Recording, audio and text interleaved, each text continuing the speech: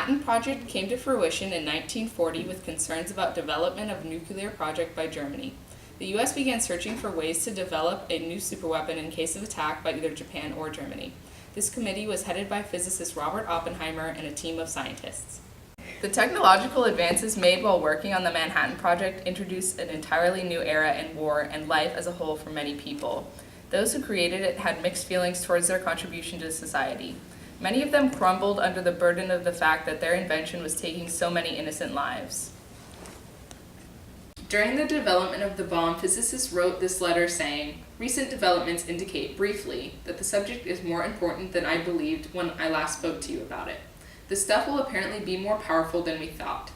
The amount necessary appears to be less, and the possibilities of actual production appear more certain.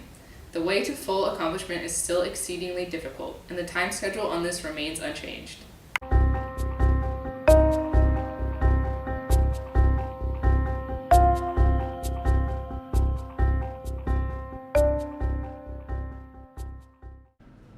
At 5:30 a.m. on July 16, 1945, Los Alamos scientists detonated a plutonium bomb at a test site located on the U.S. Air Force Base at Alamogordo, New Mexico.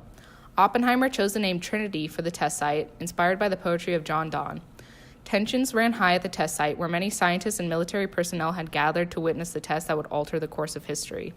When the bomb was finally detonated, an intense flash of light and sudden wave of heat was followed by a great booming, echoing in the valley. A ball of fire shot into the sky, and the giant mushroom cloud that resulted stretched 40,000 feet across. With a force equivalent to 21,000 tons of TNT, the bomb obliterated everything in its path. The nuclear age had begun. At the Potsdam Conference, Germany presented an ultimatum to Japan to become a democratic state or face prompt and utter destruction. With no surrender in sight, the United States made the call to drop the atomic bomb on Hiroshima on August 6, 1945. And after Japan refused to surrender yet again, another bomb was dropped on Nagasaki on August 9th, just a couple weeks after the conference. Many miles away, the raging might of searing flame, crushing force, and deadly radioactive water is seen falling in a killing mist as the great circular wall of sea closes in on the guinea pig fleet.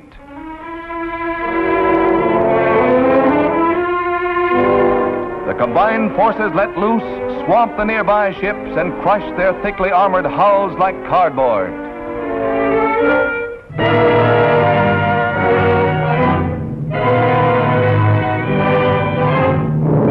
Seen from the air, the towering waves set in motion appear to be only shallow ripples. The bombing of Hiroshima and Nagasaki represented a change in warfare because of the sheer power that it held. The shift in warfare occurred not particularly because of its ability to destroy cities, because firebombers could already do that, but that it was effective because of how powerful one bomb was. In Hiroshima, a single 15-kiloton bomb called Little Boy was detonated over the center of the city. Everything within a 1-mile radius was completely destroyed, and about 70% of the city's buildings were burned. By the end of 1945, an estimated 1,400,000 people had died in Hiroshima alone, with survivors continuing to suffer from long-term effects of radiation. In Nagasaki, where a slightly larger plutonium bomb was dropped 3 days later, 7.6 square kilometers of the city was leveled, and 74,000 people had died by the end of the year. This is Hiroshima, the day after the atom bomb exploded over Japan's 7th largest city and etched its message of doom to an empire.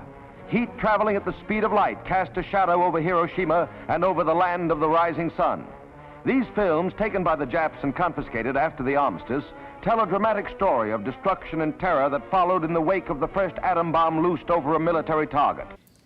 The radiation from the bomb caused the grounds around the cities to be uninhabitable. Many people who came to provide aid to the afflicted areas were affected by the radiation, and some even died from radiation poisoning. The fallout that leached into the atmosphere caused radioactive rain to fall. The effects of the thermal radiation from the bomb was devastating. The heat caused by the blast was so intense that anything flammable within the blast radius burst into flames.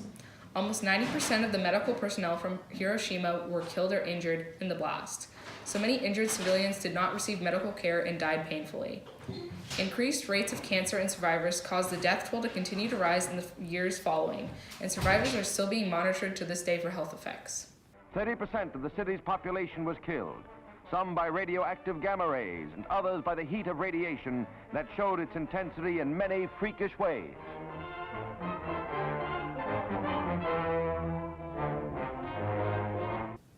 No other atomic bombs have been used as a weapon of war since they were dropped on Hiroshima and Nagasaki in 1945. Almost immediately, people recognized that the bombs represented a new type of superweapon, one that often did more harm than good.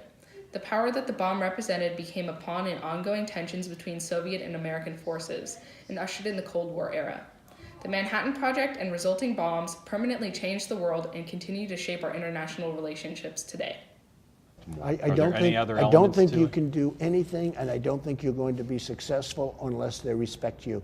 And they have no respect for our president, and they have no respect for our country right now. You were asked about whether you would rule out using tactical nuclear weapons against ISIS.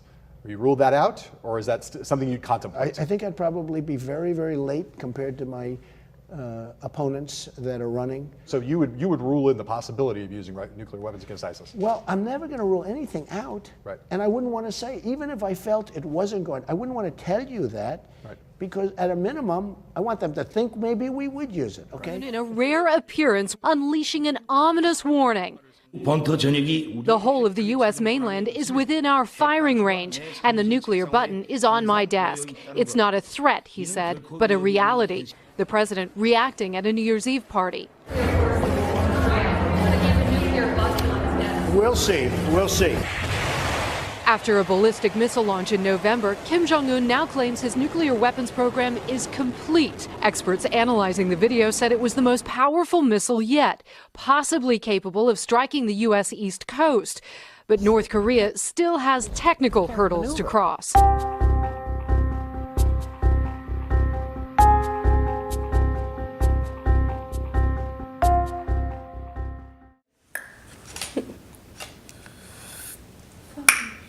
Use this one. Nuclear. You're getting too close on this paper. It's obvious. It's not. It's the crucible. Just Don't break it. Is it a video? Is it a video, Sarah? Nuclear. Yes. Whoa. Okay, maybe you should not stand right in front of the camera. Sorry.